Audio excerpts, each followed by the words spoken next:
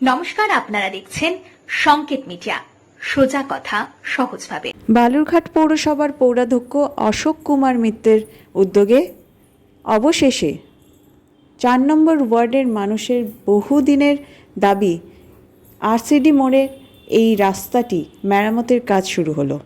পৌরাধ্যক্ষ অশোক কুমার মিত্র এবং ৪ নম্বর ওয়ার্ডের পৌর প্রতিনিধি নীতা নন্দীর উপস্থিতিতে এই দিন এই রাস্তা মেরামতের পুনরায় কাজ শুরু হয়।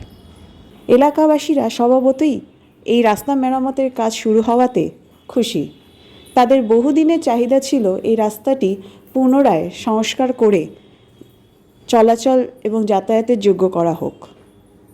কিছুদিন পূর্বেই তারা এই বিষয়টি পৌর প্রতিনিধির নজরে আনেন এবং পৌর প্রতিনিধি পৌরাধ্যক্ষকে সেই বিষয়ে জানালে তিনি তৎক্ষণাৎ এই বিষয়ে উদ্যোগ গ্রহণ করেন এবং এই রাস্তা মেরামতের কাজ শুরু হয়।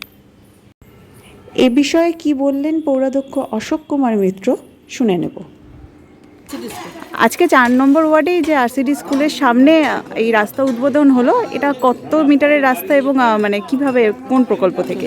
বিষয়টা হচ্ছে এই যে আরসিডি স্কুলের অপোজিটে যে রাস্তাটা দেখতে পাচ্ছেন, এই রাস্তাটা ভীষণই খারাপ অবস্থায় ছিল।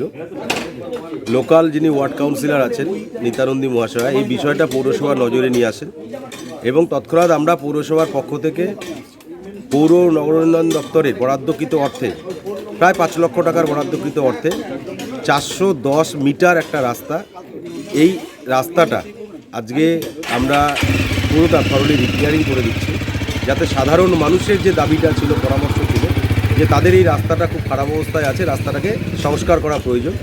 এই বিষয়টা যখন নিত্যানন্দী এই ওয়ার্ডের কাউন্সিলর উনি যখন এই ব্যাপারটা নিয়ে আসেন, আমরা তৎপরতার সঙ্গে সেই কাজটা করেছি এবং খুব ভালো লাগছে আজকে সেই যে কাজটা, রাস্তার কাজটা শুরু হয়েছে এবং খুব দ্রুততার সঙ্গে এই রাস্তাটিকে সংস্কার করে আমরা এলাকাবাসীর হাতে তুলে দেবো। এছাড়া কি আর অন্য কোনো রাস্তা আছে? হ্যাঁ, এই রাস্তাটার পাশে দেখতে পাচ্ছেন, এটা হয়তো খুব বড় জোর হলে 150 মিটার রাস্তা হবে এবং পাশাপাশি পাহাড়পাড়ার পাশে ওইখানে রেস্ট অ্যামাউন্টের যে কাজটা এবং রেস্ট যে মিটারের কাজটা, অর্থাৎ 410 মিটারের উপরে রাস্তা সংস্কারের কাজ ধরা হয়েছে। তো সেখানে এখানে প্রায় 150 মিটার আছে, বাকিটা ওই পাড়ার রাস্তাটার কাজ হবে, কারণ ওই রাস্তাটাও খারাপ হয়েছিল, সেটাও আমি পরিদর্শনে যাব।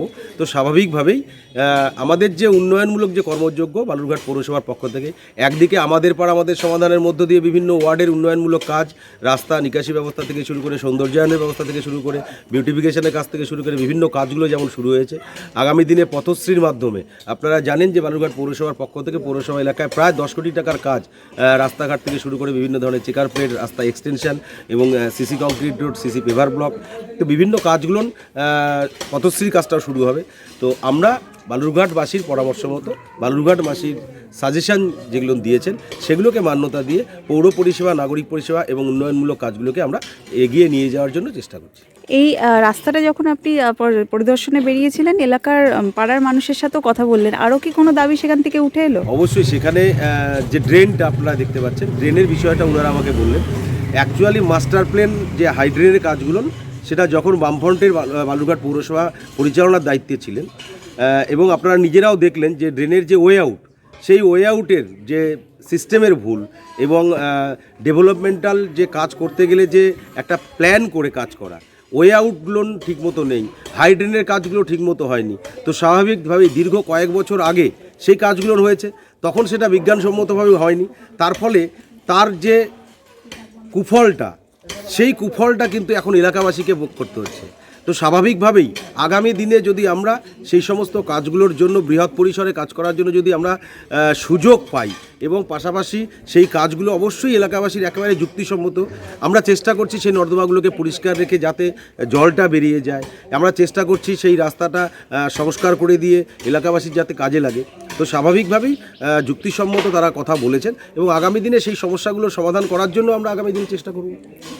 আজকে এই যে রাস্তাটার উদ্বোধন, মানে উদ্বোধন নয়, রিপেয়ারিংয়ের জন্য যে আবার পুনরায় বাজেট বরাদ্দ হলো, এই রাস্তাটাতে আপনাদের মানে কি কি অসুবিধা হচ্ছিল বা রাস্তাটা রিপেয়ার হলে কি কি সুবিধা হবে?